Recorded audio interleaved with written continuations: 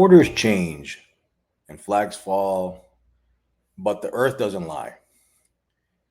Mountains, they stay still, rivers don't move, and people don't stop multiplying. That's why there's about 8 billion of us. So if you really want to understand war and empire and collapse, you don't start with politics. You have to start with the map. You have to look at the birth rate, and that's what starts the real rules of power. So let's talk about geography. Geography is destiny. Historically, every empire is born on a terrain that either blesses it or dooms it. So let me explain how geography shapes power. Think of mountains. Mountains are natural barriers, they protect, but they also isolate and fragment. So think of countries like Switzerland or Afghanistan, surrounded by mountains, but look at the different outcomes, if you will. Or a country like Chile that exploits all the natural resources and is one of the highest producers of lithium and copper in the world. So you can also look at rivers. They give birth to all the great civilizations, the Niles, the Tigris, the Euphrates. This is like the cradle civilization, if you will, right? Ancient Mesopotamia, Babylon, the Indus River, and our own river here, the Mississippi. Also, coastlines. Coastlines project power. The British and US didn't rule the sea by accident, right? If you think about it, the US, most of our expenditure goes in military, specifically the Navy.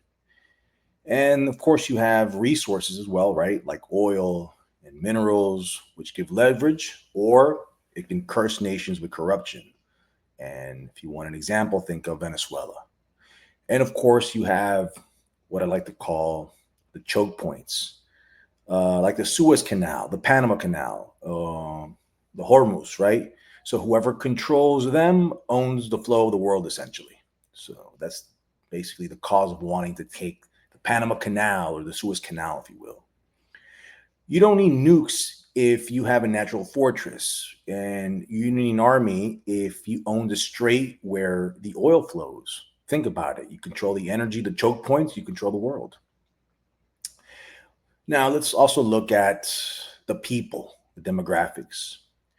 A nation is only as strong as the people walking down the street. So think of the young, the old, united, and the divided. So if you look at the world today, countries like India or Nigeria, these are youthful nations, right? They have great potential, a lot of young people, but there's also a lot of danger because if you don't feed and employ your youth, they're going to burn your cities down. And then if you look at the opposite polarity of this, you have aging nations. Think Japan, Germany, and Russia.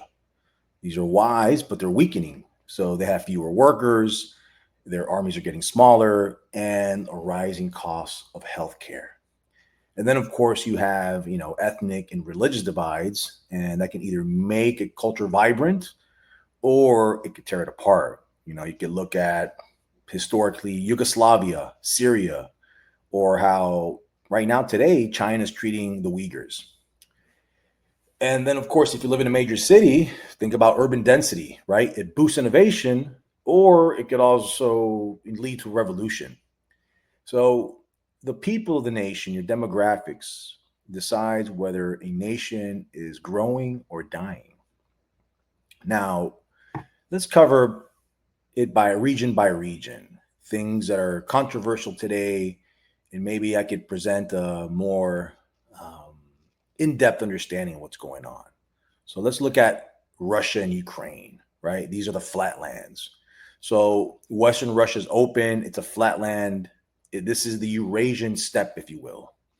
And Russia, going back to geography, has no mountains or natural barriers up until the Ural Mountains. That's way far east, right? And this geographic openness made it prone to invasion for almost 1,000 years. So to give you some history here, the Mongols invaded Russia in the 1200s. Napoleon invaded Russia in the 1800s. And in the 40s, Hitler, the Nazis, invaded Russia as well. And now you may ask, well, how does this, matter with Ukraine? Well, Ukraine is the geographic soft underbelly, if you will, of Russia. So whoever controls Ukraine can directly access Russia's heartland, right? Because Moscow is only 300 miles away from the border. And all these historic invasions have happened through the region of Ukraine known as Crimea. So what else does Ukraine have? Ukraine also has a Black Sea axis, and this is vital for trade and naval presence. That's why Ukraine isn't just about pride. This is about depth for the Russians. And in the Russians' view, if Ukraine joins NATO, Russia sees that as a noose tightening and as an existential threat, if you will. But if you look at Russia's demographics, Russia is aging, it's shrinking, and it's dying, which is counterproductive if you think about it, because most of their military tactics involve what they call meat assaults, right? And they just waste, unfortunately, just young lives to no end. So this is a desperate empire trying to make internal collapse by projecting strength, right? Again, their population is shrinking fast, and their birth rate is below replacement level. And again, now with mass casualties in war, it's going to be even lower. And of course, the life expectancy for men is very low, and there's massive brain drain and internal aging.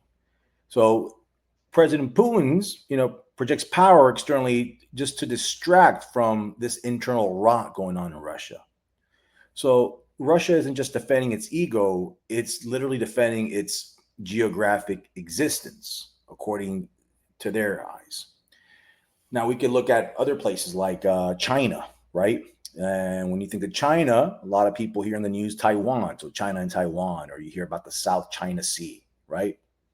So to give you some geography in China, right, it's locked inland from the west, and then China's coast is boxed in by the first island chain. So these countries would be Japan, Taiwan, the Philippines, Malaysia. And this creates for them a naval cage, if you will. And Taiwan is the cork in the bottle. And if China can dominate Taiwan, its navy can break out into the Pacific, basically. Not only that, but Taiwan is also a major producer of semiconductors. So that's the stuff that goes into our jet fighters and computers and things of that sort, right? So it's patent technology. Now, the South China Sea, this place is rich in oil, fishing, trade routes. I read that 1/3 of the global trade passes through there. The South China Sea is a key for trade and control. And according to statistics, it's over 3 trillion in goods passed through it, which is a lot. So why is this a hot issue right now? So China built artificial islands and militarized reefs, right? And the US and the allies, they want that freedom of navigation to patrol. So these are definitely just shadow games and geopolitics that they're playing. Now, China also has demographic problems. They have enormous demographic problems. China's population is aging faster than any empire in history. And the reason this is because of the one-child policy created a demographic cliff. And also historically, because of this one-child policy in Chinese, Han culture, if you will, they wanted the male heir. So a lot of the abortions that took place were for, were women, right? Were the girls, right? Were females that were being born. And if you think about it from a biological standpoint, one man can impregnate 100 women, but if you have 100 women to one man, then you're going to have a problem, right? So women are vital for your demographic. In 2023, China's population began to decline. And it's projected that within the next 20 to 30 years, it may lose over 100 million workers. Now, think about that. That's 100 million people not working, not producing in China. So China may only have one generation left to act like a rising power, or it's going to have to accept its decline. Now, to take you to another other controversial part of the world, if you will, would be Israel, Gaza, and the West Bank. So Israel's pretty small. It's 290 miles long and it's 85 miles wide. It's surrounded historically by enemies and, of course, modern uncertainty. And Gaza is one of the most densely populated places on Earth. So it has approximately 2.3 million people in 140 square miles, which is insane. Now, the West Bank is also fragmented, and there's puzzles of territory and Israeli settlements and military checkpoints, and it's just um, just a spaghetti of a mess, if you will.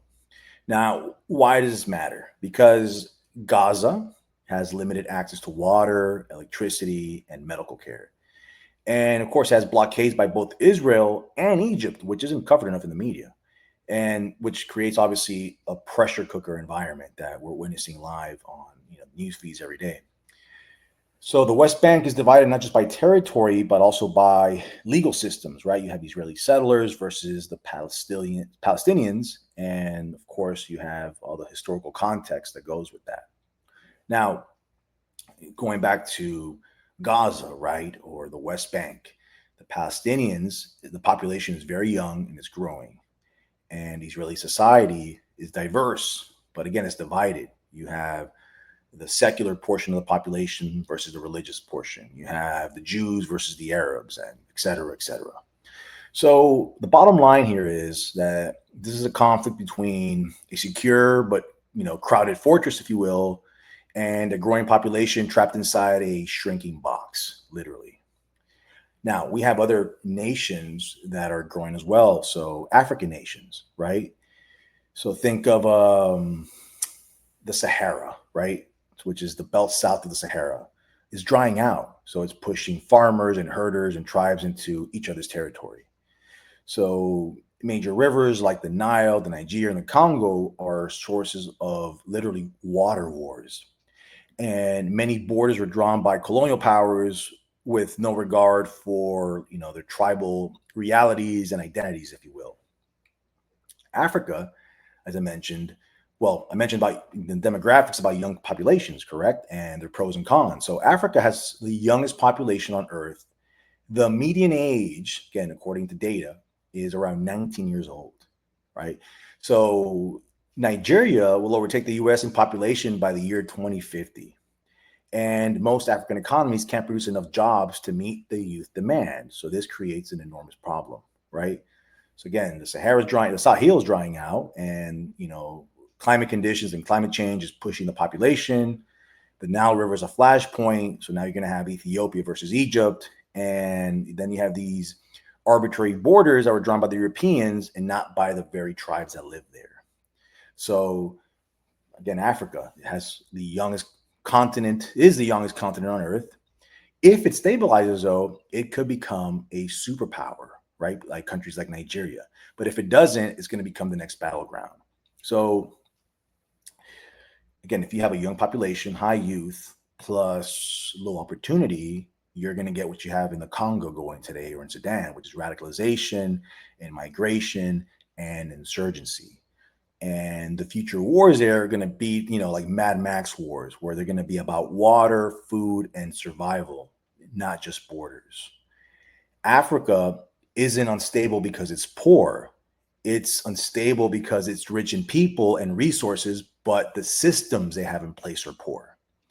Now, let's look at, the US, right? Which is a superpower and has all the strategic superiority than most countries, I believe, in my opinion, right? Because it's protected by two oceans, the Atlantic and the Pacific. It's rich in internal rivers. We have the Mississippi, and we have tributaries, and plus, obviously, with those rivers, like the Hudson, if you will, we have cheap transport, right? If you've ever flown over the US, you'll notice you have massive farmland, right? So natural energy resources and no enemies on the border. So as far as demographics, it's still growing, but here's the irony. is growing due to immigration and the birth rate, and it's more ethnically diverse than its rivals. But we have problems, right? We're facing internal division, but we still have the human capital to adapt and to lead, right? So the US doesn't have to conquer to survive. It can project power globally without worrying about invasion. But what might destroy us would be our own internal politics, if you will, right? The bottom line is the US is not strong because of luck. It's strong because it's a map, it's literally has a natural fortresses, right? Has two oceans blocking it, and its people can still replenish the army, and we have a workforce, and we have soul. We export culture from the US, right? Think about all the movies and music and things we've inspired all around the world. So if you want to understand war, you don't want to start with ideology. I think ideology is just like the front or the mask or the justification for war. You always want to start with the map, and again, with the birth rate, right? Because when borders collapse and the system breaks, it's not politics that decides who survives, it's the earth and the people on it. So think of it this way: geography is the board, demographics are the pieces, and geopolitics is how the game is played. And most people don't even know they're on the board. So I'll leave you guys with that. I hope it was informative. I'll try to do more episodes and get more in depth in some of these topics I find extremely informative and interesting, and will help you in the future when it comes to casting ballot to vote or places to travel, or just life decisions in general. And as always, guys, remember to lift more, eat more, rest more, love more, and hate less. Have a great day.